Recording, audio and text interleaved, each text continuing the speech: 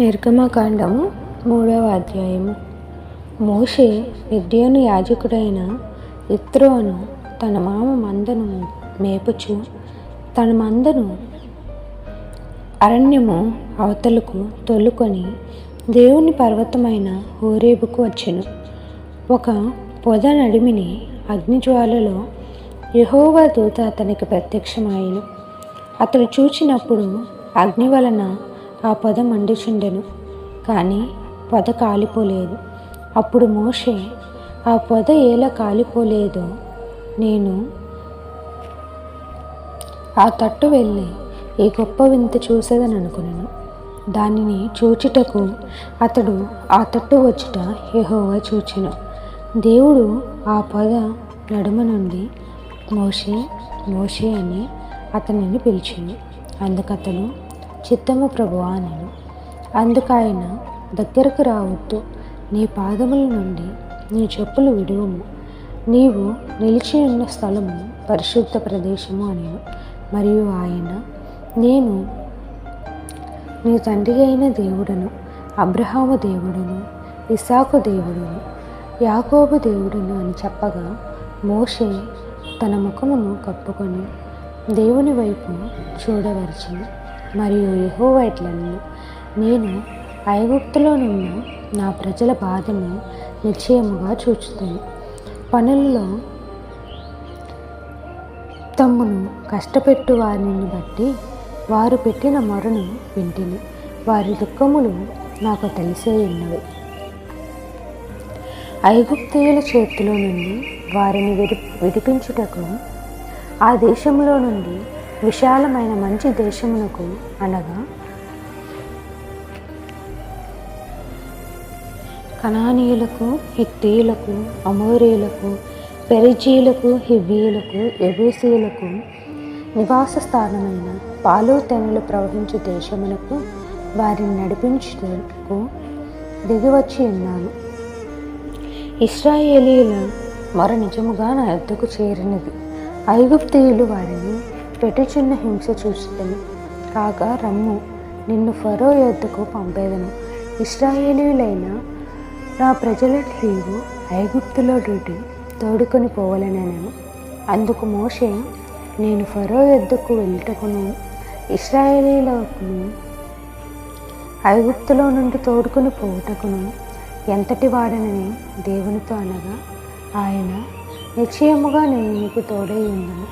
నేను నిన్ను పంపితునంటకు ఇది నీకు సూచన. నీవు ఆ ప్రజలను ఐగుప్తులో నుండి తోడుకొని వచ్చిన తరువాత మీరు ఈ పర్వతం మీద దేవుని సేవించెదరనెను.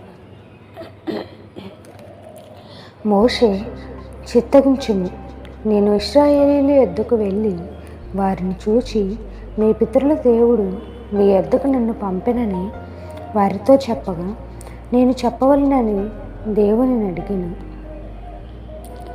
అందుకు దేవుడు, నేను ఉన్నవాడను అనువాడనై ఉన్నానని మోషేతో చెప్పాడు. మరియు ఆయన, ఉండునను వాడు మీ వద్దకు నన్ను పంపినని నీవు ఇశ్రాయేలీయులతో చెప్పవలనను. మరియు దేవుడు మోషేతో ఇట్లనెను, మీ పితరుల దేవుడైన యెహోవా, అనగా అబ్రహాము దేవుడు, ఇస్సాకు దేవుడు, యాకోబు దేవుడునైన యెహోవా నీ యొద్దకు నన్ను పంపెను. నీవు ఇశ్రాయేలీయులతో చెప్పవలెను, నిరంతరము నా నామము ఇదే, తరతరములకు ఇది నా జ్ఞాపకార్థక నామం. 1వ నీవు వెళ్ళి ఇశ్రాయేలీయుల పెద్దలను పోగు చేసి, మీ పితరుల దేవుడైన యెహోవా, అనగా అబ్రహాము, ఇస్సాకు, యాకోబుల దేవుడు నాకు ప్రత్యక్షమై ఇట్లనెను, నేను మిమ్మును ఐగుప్తులో మీకు సంభవించిన దానిని నిశ్చయముగా చూచితిని. వీరిలో ప్రతి ఐగుప్తు బాధలో నుండి పాలు తేనెలు ప్రవహించు దేశమునకు, అనగా కనానీయులు, హిత్తీయులు, అమోరీయులు, పెరిజీయులు, హివ్వీయులు, యెబూసీయులు ఉన్న దేశమునకు మిమ్మును రప్పించదనని సెలవిచ్చుచున్నాను వారితో చెప్పుము. వారు నీ మాట విందురు గనుక నీవు ఇశ్రాయేలీయుల పెద్దలను ఐగుప్తు రాజు వద్దకు వెళ్ళి అతన్ని చూచి, హెబ్రీయుల దేవుడైన యెహోవా మాకు ప్రత్యక్షమైన గనుక మేము అరణ్యమునకు 3 దినముల ప్రయాణమంత దూరము పోయి మా దేవుడైన యెహోవాకు బలి అర్పించుదుమని సెలవిమ్మని అతనితో చెప్పవలెను. ఐగుప్తు రాజు మహాబలంతో మీ మీదకు వచ్చి మిమ్మును పోనీయదని నేనెరుగుదును. కానీ నేను నా చెయ్యి చాపి ఐగుప్తు మధ్యమున నేను చేయదలిచి ఉన్న నా అద్భుతములన్నిటినీ చూపి దాన్ని పాడు చేసి వెళ్ళిపోదురేమో అని. అది తరువాత అతడు మిమ్మల్ని పంపివేయను. మరియు నేను ఈ జనుల ఎడల ఐగుప్తీయులకు కటాక్షము కలుగ చేసేదని కనుక మీరు వెళ్ళినప్పుడు వట్టి చేతులతో వెళ్ళరు. ప్రతి స్త్రీయు తన పొరుగు దానిని, తన ఇంటి నుండి దానిని, వెండి నగలను, బంగారు నగలను, వస్త్రములను ఇమ్మని అడిగి తీసుకొని మీరు వాటిని మీ కుమారులకును మీ కుమార్తెలకును రంపు చేసి ఐగుప్తీయులను దోచుకుందరని అసహ్యపడేది. ఇశ్రాయేలీయుల చేత ఐగుప్తీయులు కఠినముగా సేవ చేయించుకున్నారు.